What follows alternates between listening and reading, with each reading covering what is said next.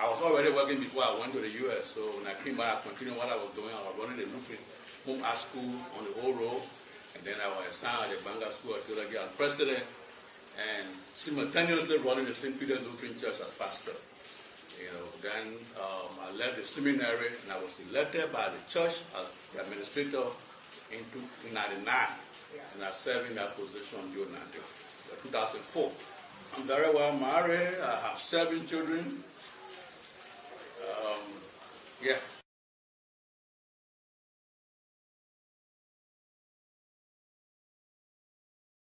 Well, I mean, as people have been saying that the Ebola exposed the weaknesses in our health sectors, particularly for grain crew, it has been very difficult, because of, firstly, the distance of the county we have in the accessibility in our own county.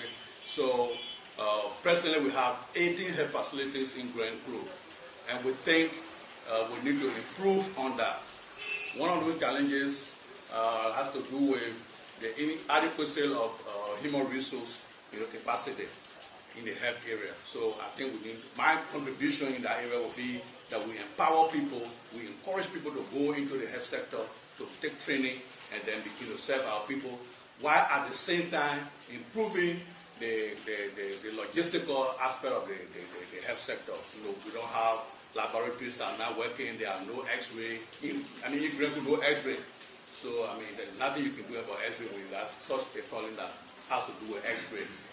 So we got that limitation in the area, so we need to improve that. We have 1 ambulance for the whole county, and we think we need to improve on that.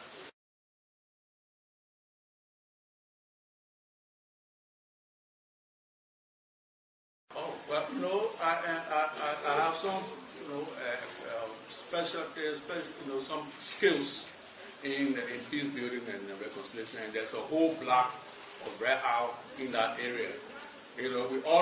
One of the major areas of conflict in Liberia, which is not unique to Grand Crew, is the issue of land.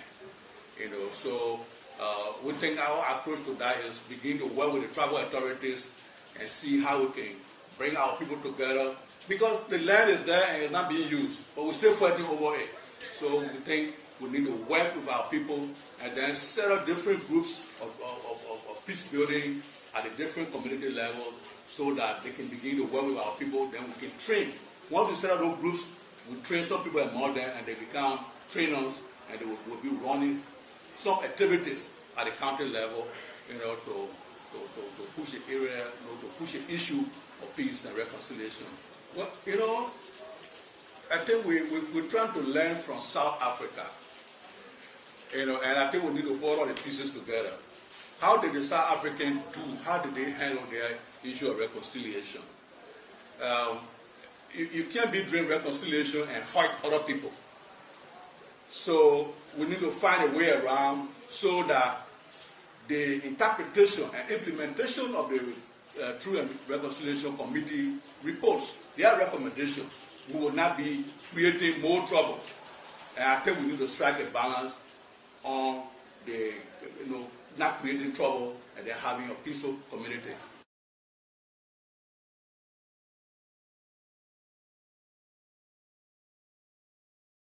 One of those issues we have, the one you are raising, and is this entrenched attitude of corruption that we have in our country.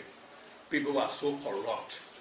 Everybody, by the time you get a little space, you want to take so much for yourself, which is wrong. Like Grand Crew has all of the resources that you can think about. We got gold, we got timber, we got a fertile soil.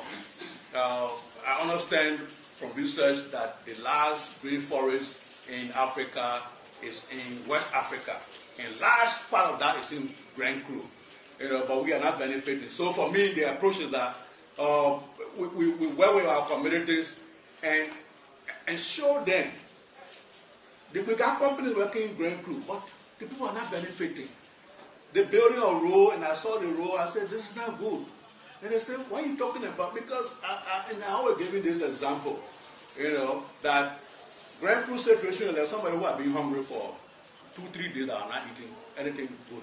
and then someone will give you a dry bread. And then you come there and say, why you get a man dry bread? That will cost you. So we have the issue of road, inaccessibility. So even when somebody comes and do something haphazard, people appreciate that. So when you come back now with some technical thing and be talking, they say you crazy. So so for me, it's going down to the actual issue. Making sure that things are done properly, that the people benefit from the resources that we have as a county. My agenda, sometimes we Canadians, politicians, me, I'm not a career politician, I'm a pastor. So, and what I believe in, I shouldn't lie to people. Because nobody has the capacity as an individual to say, I will build road. That's not possible. But that's what we tell the people. When you elect me, I will build road. I will do this. And it's not true. Because to buy one yellow machine, it costs so much. What's more to run it and keep it running? So for me, my approach is that we need to encourage investors into our county. They're not going to work to do their job. Once we have an investor coming into the county, they will create roads. And we will ensure that those roads are built properly. Not something just to go and get the mineral that you want to get.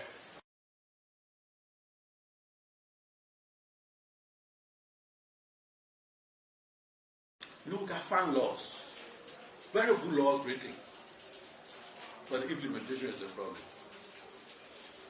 And one of those issues that we have is the way, sometimes the way the laws are written. Let me give an example on rape. The rape law is so rigid, and it's lifetime. And rape is normally committed in the family. In most instances, it's an uncle who raped niece, or a brother who raped uncle's daughter, something. So when the family look at the issue of sending this uncle to jail for life, they will compromise the issue. So I think we need to strike a balance on the punishment, that of a crime that somebody commits to the punishment to the crime.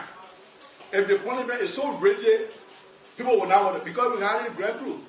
Somebody was raped and the court refused to come to court. Laws are written out of experience, so the experience that informed the people who wrote that, it was on the basis of that they crafted the way they crafted it. But what I'm saying is that we have to do it in a way that the law will be implementable. Once we make it so hard, it will be hard and difficult for people to come forward. What I think is, in Liberia, there's another side of the issue, and that issue has to do with the poor versus the rich. Those who get more money can evade the law. And so for me, it's having a law that will have no eye. Whether you are rich, whether you are poor, or you are treated as an issue. Once you've done something, you should be treated in that case. Not because I get money, so I come there and give the judge something and give the lawyer something, and then the case goes in the breeze. No, I think it's wrong. What I think we should do is that we should have a law that will not have eyes to see people. If Grengo will not have prison, and that's a serious issue. So you grab the criminal, and then you put them in the police station, and then the police say, no, we already turn the guy over to the court. So it's not our responsibility to keep the man here. So in most instances, we have criminals living with people in their house. You take somebody and say, you take care of him, and then you become the custody. And in most cases, the poor run away. So for me, we need to work on that. Put in place measure, create prison facilities that will not be inhumane. Yes, I have interest to contest the election in Grand Crew very much, and because I've been there for 6 years, I've been informed on the challenges of our county, and I have one word that I think capture what I want to do is to transform the county. So if I am given a chance, working with other people, working with the people of Grand Crew, working with the people at the halls and other international partners, we can be able to improve Grand Crew County.